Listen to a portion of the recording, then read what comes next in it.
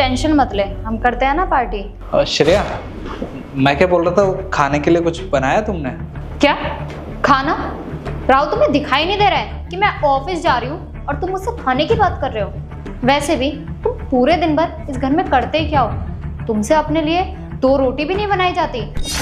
चुपचाप से ना अपने लिए खाना बनाओ और खा लो। और हाँ, आज शाम को ना मैं घर नहीं आऊँगी, मेरी फ्रेंड की ना बर्थडे पार्टी है, तो मैं वहीं रुकूंगी। रात का भी खाना बनाना और अकेले खाकर सो जाना। अरे श्रेया, तो एक काम करते हैं ना, मैं भी तुम्हारे साथ चल लेता हूँ। वैसे भी बहुत दिन हो गए मैं कहीं बाहर नहीं गया, तुम्हारे साथ बर्थडे पार्टी में चल लूँगा तो थोड़ा मेरा भी माइंड ठीक हो जाएगा ना। क्या कह रहा हो तुमने? तुम्हें अपने साथ ले जाऊं? पागल हो गए हो क्या तुम? अरे मेरी फ्रेंड की बर्थडे पार्टी में ना सारे हाई क्लास लोग आने वाले हैं और वहाँ पे सबको यही पता है कि श्रेया का हस्बैंड तो कुछ करता ही नहीं है और वो मेरे ही पैसों पे पल रहा है। तो वहाँ पर ना तुम्हें अपने साथ ले जाकर मैं अपना मजाक नहीं बनवाने वाली, इसलिए तुमसे बोल रही हूँ, तुम्हारी भलाई ना इसी में। चुपचाप से घर में रहो, खाना बनाओ और खाओ।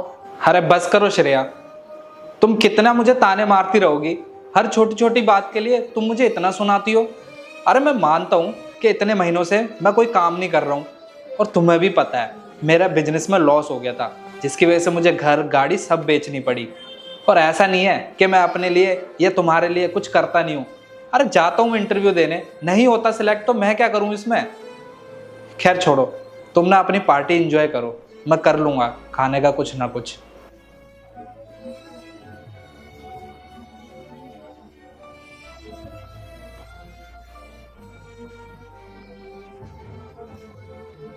श्रेया, ये टाइम है घर आने का। और एक बात बताओ, कल रात से मैं तुम्हें कितने कॉल कर रहा हूँ, क्या तुम्हें इतनी भी फुर्सत नहीं हुई कि मेरे एक कॉल का रिप्लाई कर सको? राहुल, तुम्हारा कॉल उठाना ना मैं इतना ज़रूरी नहीं समझती, और वैसे भी मेरे पास ना तुम्हारी कॉल के अलावा और भी बहुत से ज़रूरी काम होते हैं। और मैं तुम्हें बता के तो गई थी कि मैं अपनी फ्रेंड की बर्थडे पार्टी में जा रही हूँ, तो फिर बार बार कॉल करके परेशान क्यों कर रहे थे तुम?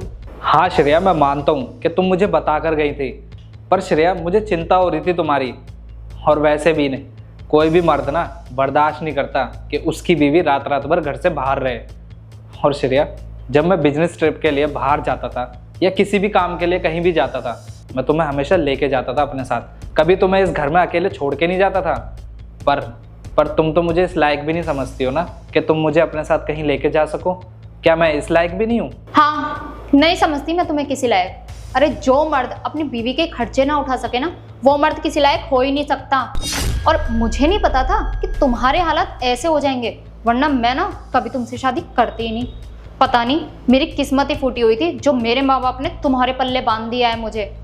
और यार राहुल, अब तो मेरा पीछा छोड़ दो ना, मैं इंडिपेंडेंट हूँ, अपना कमाती हूँ, तो मैं जो मर्जी कर सकती हूँ, जहाँ मर्जी जा सकती हूँ। तुम मुझे रोकने टोकने वाले कोई नहीं होते, और ना ही मुझे तुमसे पूछने की कोई ज़रूरत है। वो तो मैं हूँ जो अब तक तुम्हें झेल रही हूँ, वरना मेरी जगह कोई और होती ना तो कब का तुम्हें डाइवोर्स देकर जा चुकी होती। राहुल देखो, मेरा दिमाग ना वैसे ही बहुत ख़राब हो चुका है, तो अब ना मैं अपने रूम में जा रही हूँ रेस्ट करने के लिए। मुझे परेशान करने के लिए मत आना।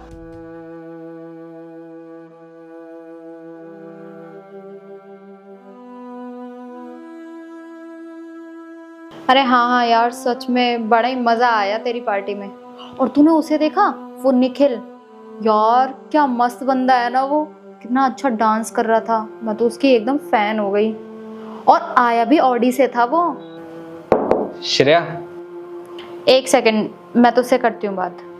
श्रेया, मैं तुम्हारे लिए चाय लेकर आया था। वो क्या है ना, तुम थक गई होगी, और सुबह के लिए आई एम सॉरी यार, मुझे ना तुमसे उस तरीके से बात नहीं करनी चाहिए थी।